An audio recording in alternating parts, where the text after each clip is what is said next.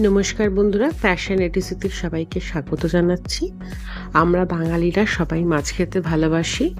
তো আজকে একটা 10 মিনিটে মাছের চটজলদি রেসিপি নিয়ে চলে এসেছি, যেটা একটু বানিয়ে দেখুন, খুবই ভালো লাগবে আর ভীষণই তাড়াতাড়ি হয়ে যাবে। প্রথমেই মাছগুলোকে আমি ভালো করে ধুয়ে নুন হলুদ মাখিয়ে তেলের মধ্যে ভালো করে ভেজে নিয়েছিলাম। আমি তেলের মধ্যে একটার পর একটা মাছগুলোকে দিয়ে যাচ্ছি।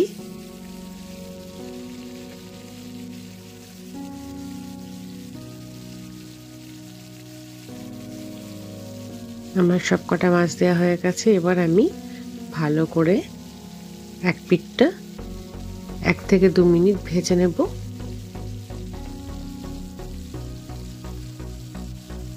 আমার মাছের একটা সাইড 2 মিনিট মতন ভাজা হয়ে গেছে।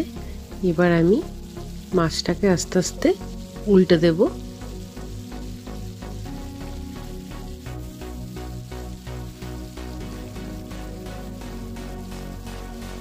মাছগুলোকে সাবধানে উল্টাতে হবে যাতে মাছগুলো ভেঙে না যায়।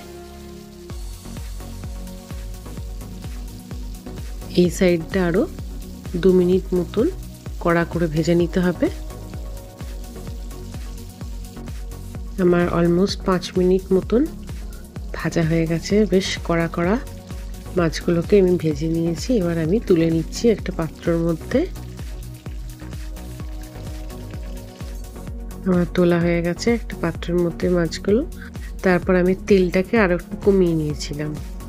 তারপর তেলের মধ্যে আমি 5 ফোড়ন দিয়ে দিয়েছিলাম। তারপর 5 ফোড়ন দেওয়ার পরে এর মধ্যে টমেটো আর পেঁয়াজ আর কাঁচা লঙ্কা একদম একসঙ্গে দিয়ে দিয়েছিলাম। তারপরে ভালো করে আমি নেড়ে নিয়েছিলাম।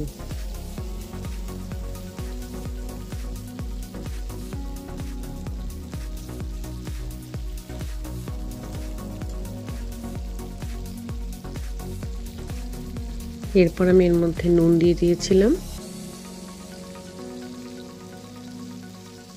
তারপর ভালো করে আমি এটাকে নাড়িয়ে নিয়েছিলাম।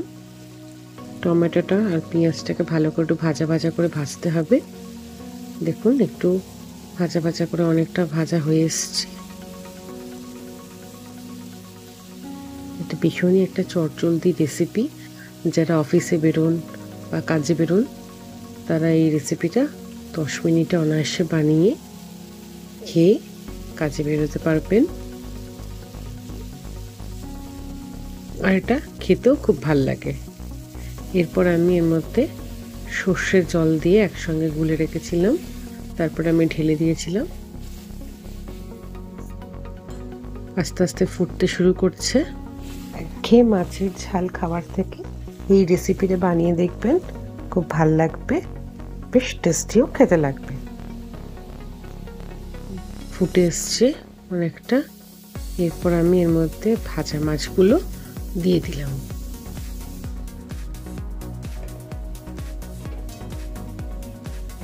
ভাজা মাছগুলোকে দিয়ে ভালো করে অন্তত কিছুক্ষণ ফুটিয়ে নেব।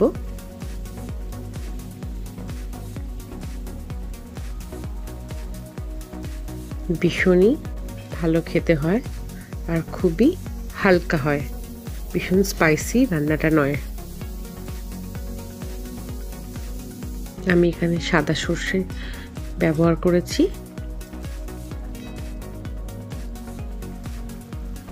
এটা 4 থেকে 5 মিনিট আমি এরকমভাবে ফুটিয়ে নিয়েছিলাম। আমার এই চটজলদি মাছের রেসিপিটা কেমন হয়েছে অবশ্যই জানাবেন কমেন্ট বক্সে। আর সাবস্ক্রাইব করে দেবেন আমার চ্যানেলটিকে। লাইক অ্যান্ড শেয়ার করতে ভুলবেন না কিন্তু। Thank you.